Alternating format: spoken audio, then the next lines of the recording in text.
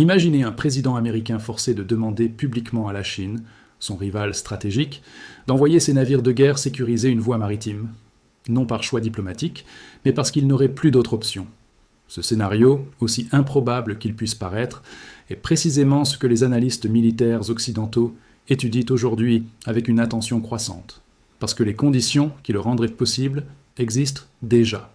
Elles s'appellent le détroit d'Ormuz, les munitions à grappes et l'absence de plan de désescalade.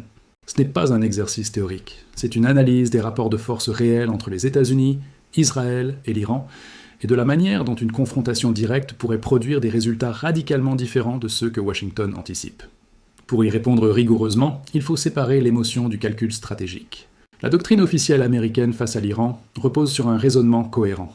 Des frappes ciblées sur les sites de lanceurs de missiles, les infrastructures militaires et les capacités balistiques iraniennes dégraderaient suffisamment l'arsenal de Téhéran pour le forcer à négocier depuis une position d'infériorité. C'est la logique de la supériorité aérienne et navale. Frapper vite, frapper fort, réduire la capacité adverse. Ce raisonnement n'est pas faux dans sa forme. Les États-Unis disposent d'une puissance de frappe sans équivalent dans la région. Leur aviation peut frapper des centaines de cibles en quelques jours. Leurs destroyers équipés de missiles Tomahawk peuvent atteindre des objectifs profondément à l'intérieur du territoire iranien. Sur le papier, la supériorité militaire américaine est écrasante. Or, c'est précisément là que se situe la première faille. Détruire des lanceurs fixes ne suffit pas quand l'adversaire a anticipé cette perte depuis 20 ans. L'Iran n'a pas attendu d'être frappé pour adapter sa doctrine. Depuis le début des années 2000, la garde révolutionnaire a méthodiquement dispersé son arsenal balistique. Lanceurs mobiles, systèmes souterrains, unités décentralisées à travers une géographie montagneuse difficile à surveiller. Des centaines de sites, des tunnels creusés dans la roche, des rampes de lancement qui disparaissent après le tir. Cette résilience structurelle change radicalement le calcul. Parce que même si une opération militaire américaine détruisait une part significative des lanceurs fixes iraniens, les capacités mobiles survivraient. Et avec elles, la capacité à frapper. Chaque missile restant, face à une pénurie de ressources, serait optimisé pour un impact maximum. Ce n'est pas une hypothèse, c'est ce que les doctrines militaires iraniennes publiées et analysées par des instituts comme l'ISS ou le RAND Corporation ont documenté en détail. Cette adaptation mène directement au premier levier que Washington sous-estime systématiquement. Ce levier s'appelle les munitions à grappes, et il remet en question l'efficacité des systèmes de défense israéliens dans un conflit à haute intensité. Le principe est simple, un missile balistique standard transporte une ogive unique. Intercepter ce missile, c'est neutraliser la menace. Les systèmes Arrow, développés conjointement par Israël et les États-Unis, ont été conçus précisément pour cette logique d'interception unitaire. Les munitions à grappes brisent ce paradigme. Une ogive équipée de submunitions se fragmente en altitude en 20, 40, parfois 80 petites charges explosives indépendantes. Chacune suit sa propre trajectoire balistique sur une zone de dispersion pouvant couvrir plusieurs kilomètres carrés.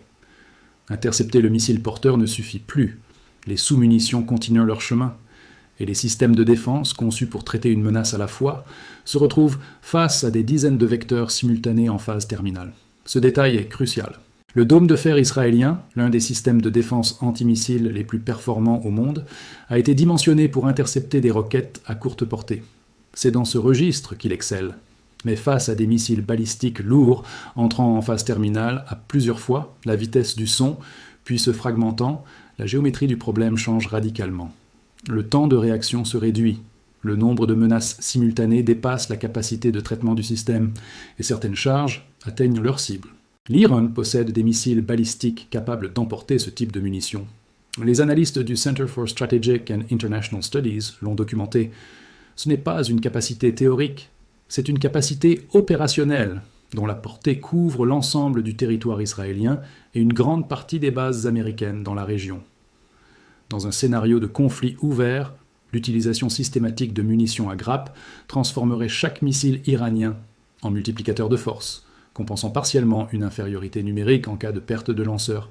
Le second levier, celui qui menacerait le plus directement l'économie mondiale, se situe dans les 34 km les plus surveillés de la planète.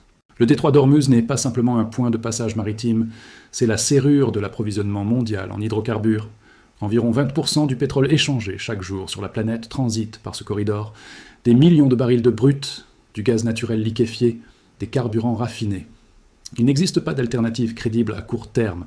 Les pipelines de substitution ne couvrent qu'une fraction du volume, et les routes maritimes de contournement rallongent les trajets de plusieurs semaines. L'Iran borde la rive nord de ce détroit sur toute sa longueur. Cette géographie n'est pas un avantage accessoire. C'est une position stratégique qui donne à Téhéran un levier disproportionné par rapport à sa puissance militaire globale. Et voici le point que les planificateurs militaires américains ont historiquement sous-estimé. L'Iran n'a pas besoin de fermer militairement le détroit pour le rendre inutilisable. Il suffit de le rendre incertain. Un drone explosif déguisé en embarcation de pêche, une mine navale discrètement posée, un missile côtier tiré sur un pétrolier tous les quelques jours. Ces actions sont à la portée de l'Iran sans engagement naval direct. Et leur effet sur l'industrie maritime est documenté.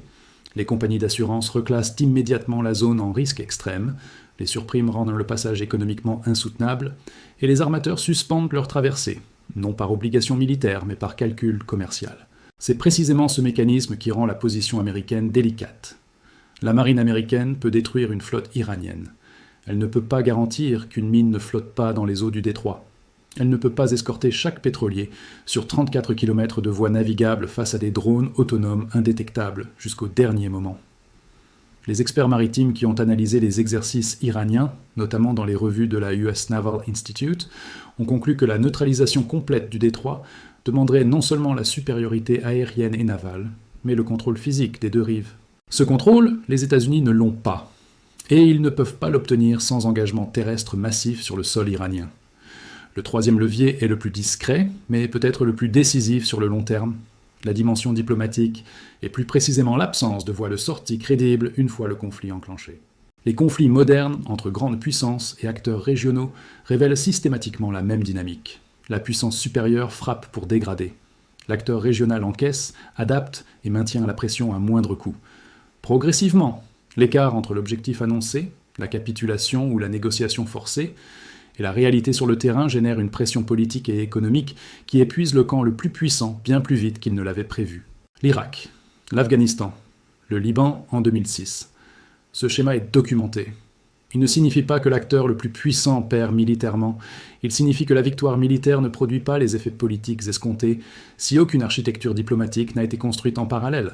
Dans le cas Iran-États-Unis, cette architecture est particulièrement fragile.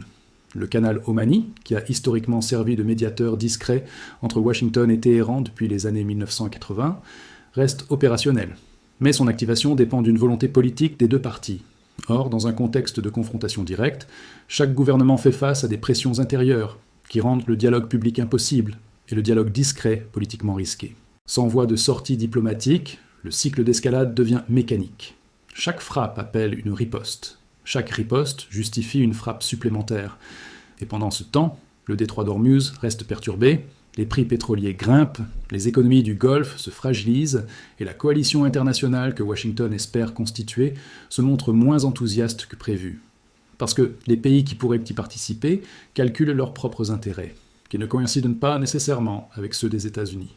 La Chine, en particulier, n'a aucune raison stratégique de rejoindre une telle coalition. Ses approvisionnements énergétiques en provenance d'Iran ne sont pas menacés dans un conflit américano-iranien.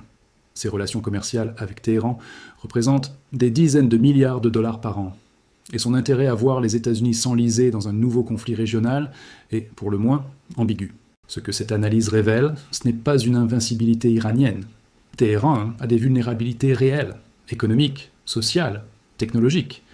Mais elle révèle un écart structurel entre ce que la supériorité militaire américaine peut produire et ce qu'elle ne peut pas produire dans ce contexte géographique et stratégique particulier.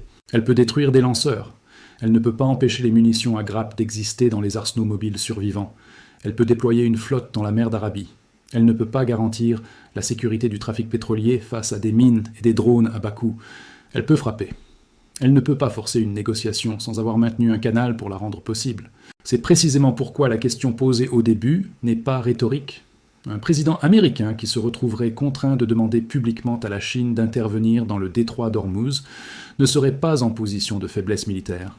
Il serait en position de faiblesse stratégique, parce que la puissance de feu seule n'a jamais suffi à résoudre un problème que la diplomatie n'avait pas préparé.